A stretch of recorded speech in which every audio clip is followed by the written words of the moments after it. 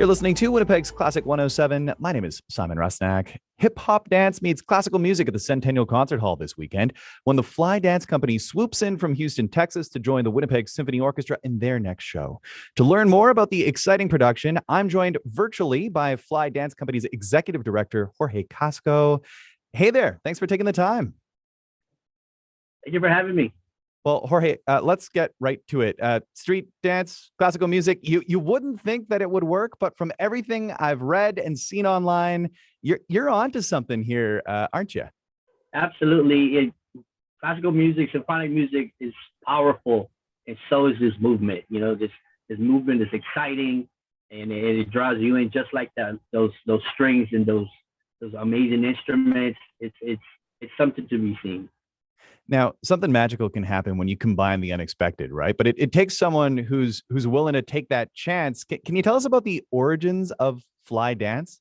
Yeah, Fly Dance Company's origin starts with Kathy Wood. She's the founder of Fly, a retired school teacher who was at a festival in Houston, and she ran into these street dancers and started a conversation with them. And at the time, dance and having males in dance was really, you didn't really see that. And this was in the early 90s.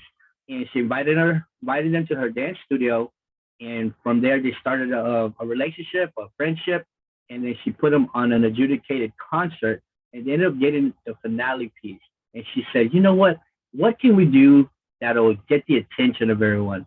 And she thought, tuxedo coattails with their baggy pants to a piece of classical music is something that never has been done, or she's never saw it before. And that was the spark of Fly Dance Company. You were one of those original dancers, right? I was not one of those original dancers. I was on the second wave. So it was the street dancers. She started the company. After the street dancers kind of parted ways, some of them wanted to continue the underground scene. So half of them split. And in 95, they started Fly Dance Company, and I came in right at like 97. So let's talk about that time, 1997. You came into this dance company. You're putting coattails on. You're dancing to classical music. What was your reaction when you first started performing? For me, it was I got it right away. It was the first group that had to kind of fight a little bit to wrap their head around dancing to the classical music. When I saw Fly, I'm walking. I had a group of friends, and we were all breakdancing at these seedy underground events, warehouses, these clubs and stuff. And they were like, wouldn't pay you if you won, and it's all this stuff, right? So we're walking.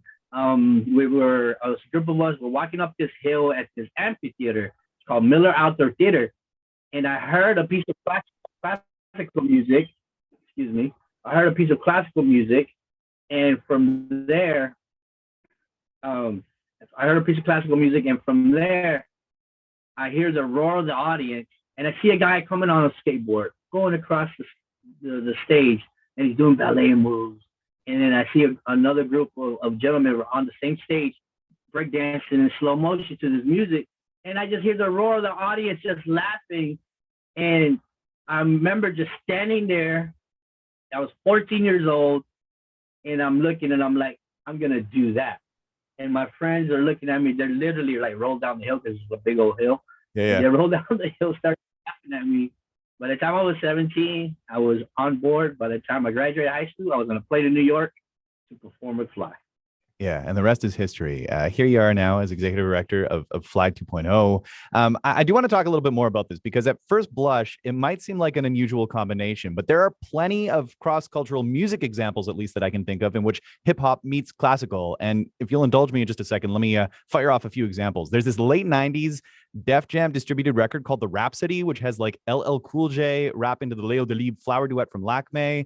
My favorite example of this is Tone Deaf, who raps on this one number called Velocity, and it uses Mozart's 25th Symphony in G minor as the hook. It's this unreal track, really impressive. So musically speaking, classical has been reimagined by hip hop producers before, but that's not what's happening here, right? The symphony's playing the original scores while the dancers perform on stage.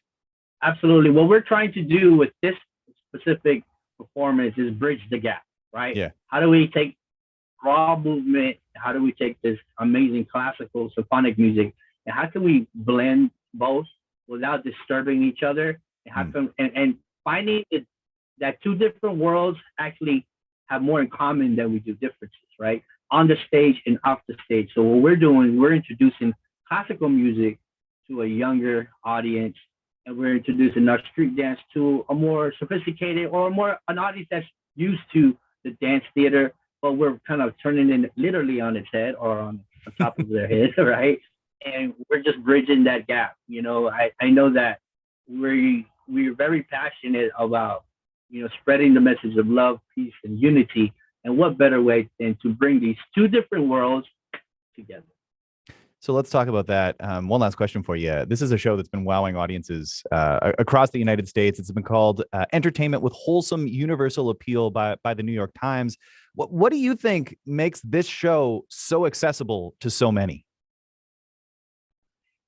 It's just movement and music, right? It's we're using props. We're using for us. There's a lot of different companies that are out there that are gonna touch different subject matters. For us, we just want to take the people on a ride and just have fun, right? So we're just gonna do amazing movement. We're gonna do clever costume. We're gonna do clever ideas. We're gonna do things that are outside the box. We're not really making you feel uncomfortable. We want to make you smile.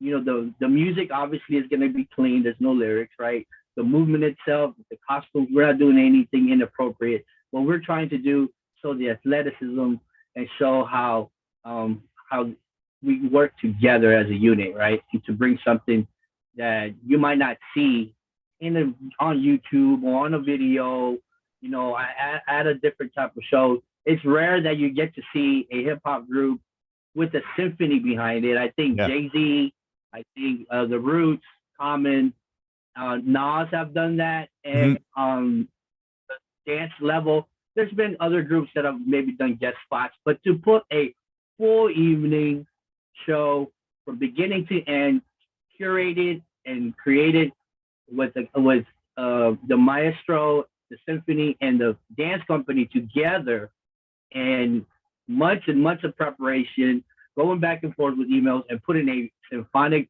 show from top to bottom, done with multiple symphonies. I think if we're not the only one, I think we're one of the top ones, hip hop dance companies that are doing that. And we take pride in that. And we're lucky to have you coming to Winnipeg. Like you say, movement and music. It is going to be a spectacle. Athleticism, artistry, energy. What more could you ask for? Jorge, thanks for taking the time joining me today, and safe travels to Winnipeg. Thank you so much. Make sure you guys follow us on all social media at Fly Dance Company. Thank you for your time, and see you in Winnipeg.